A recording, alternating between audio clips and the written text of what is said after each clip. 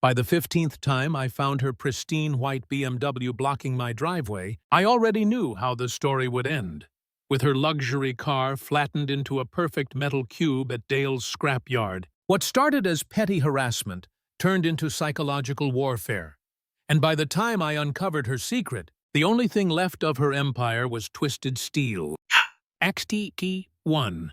Conflict ignites. My name's Marcus, single dad, appliance repair guy. Life's not easy, but I keep my head down, work hard, and try to raise my daughter Emily right. We moved into this neighborhood for peace, safe streets, quiet nights, a place where Emily could ride her bike without me worrying. And for the first few months, it felt like we'd found it. Then came Brenda Whitfield. She was the self-proclaimed HOA president. No election, no paperwork, just declared herself in charge after her husband passed away. Blonde bob, oversized sunglasses, expensive heels clicking across the pavement. She had this way of smiling like she pitied you, while her words cut deep. The first time it happened, I thought it was an accident. Her BMW bright white, polished like a mirror, was parked across my driveway. I figured she was visiting a neighbor, maybe misjudged the curb. I knocked, asked politely. She tilted her head and said, "Oh, Marcus, it's community property. I'm only ensuring access is safe. Don't be so dramatic."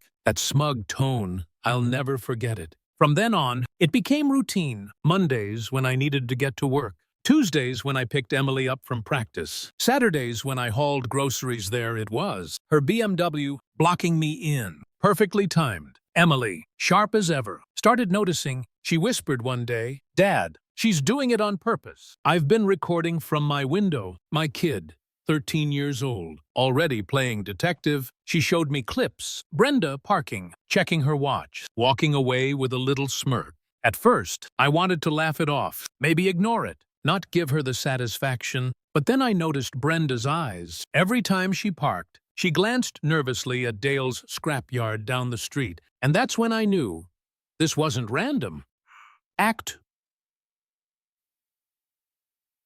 escalation and the breaking point. It got worse, much worse. Emily kept documenting. Ruth, our elderly neighbor, started keeping notes too. She's a retired CPA sharp. Precise. She handed me a notebook one evening. Dates, times. Every single instance Brenda blocked my driveway. 23 times in 30 days. Ruth said, "This isn't harassment, Marcus, it's a pattern." And then Ruth dropped another bombshell. "You know Brenda isn't even officially HOA president, right?" There was never a vote. That night, Emily pulled me aside. "Dad, I've seen her sneaking to Dale's scrapyard. She hands him bags, and he gives her cash. So I paid Dale a visit. He's an ex-Navy guy, runs the local scrapyard. Gruff, no nonsense. At first, he shrugged me off. Yeah, Brenda pays me to crush junk, metal stuff. Nothing illegal about that. But when I pressed him, he leaned in and said, "She's paranoid, always asking if the compactor erases everything.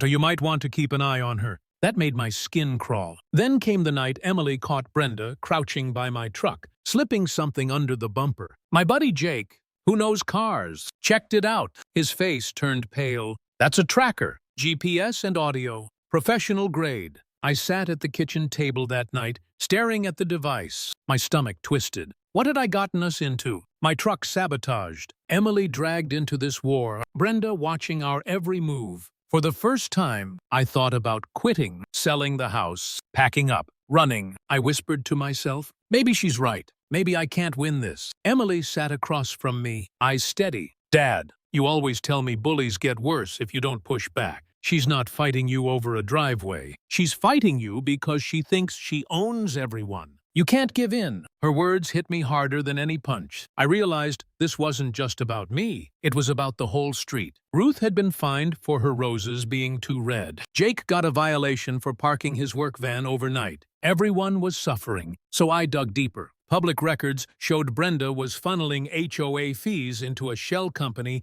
Executive Contracting Solutions, owned by her cousin. They'd slap fake violations on homeowners, then force them to hire that company at inflated prices. A racket. I compiled everything. Ruth's notes, Emily's videos, Jake's analysis, Dale's suspicions. At the next HOA meeting, I laid it all out. Photos, invoices, recordings. Neighbors gasped, whispered, some shouted, and then Brenda made her fatal slip. "You think you can stop me?" she hissed. "I've erased better evidence than this." The room went silent. And that's when Connor, her stepson, stood up. His voice shook. "She's right. She destroyed everything of my dad's after he died. She poisoned him for the inheritance." The room exploded. For a moment, Brenda looked like a cornered animal. Then her smile returned cold, sharp. "This isn't over." And I believed her. Act 3. The climax. The retaliation came fast. Ruth's pipes burst. Jake's garage was broken into. My brake lines were cut. And Brenda, she started parking outside my house at 2A. Engine idling, headlights glaring into my window like a silent threat. I was done being hunted. Dale, the scrapyard owner, helped me set a trap. His yard was the place Brenda thought could erase her tracks. Instead, it would be where the truth finally crushed her. One night, Brenda rolled up with Councilman Mills, her crooked ally, and 2 hired thugs. They carried accelerant, ready to torch my truck. But what they didn't know, cops were waiting. Neighbors were filming, and every move was being recorded. As Brenda barked orders, Dale hit the floodlights. The scrapyard lit up like noon. I stepped out with Emily and Ruth by my side. Game over. Brenda, she panicked, tried to bolt, dove into her precious BMW. Tires squealed, engine roared. She rammed the barrier, trying to escape. But Dale was faster. He slammed the controls. The compactor roared to life. Steel arms clamped down. The BMW screeched, crumpling under the machine's weight. Sparks flew. Metal groaned. Brenda screamed not words, just raw rage as her empire collapsed with her prized car. Cops swarmed. Mills and the thugs were cuffed. Brenda was dragged out, wild-eyed, still spitting threats. But the neighbors, they just stood there, filming, shaking their heads. Finally free. Closing line. Bullies think they can block your path forever. But when the community stands together, their power always ends up in the scrap heap.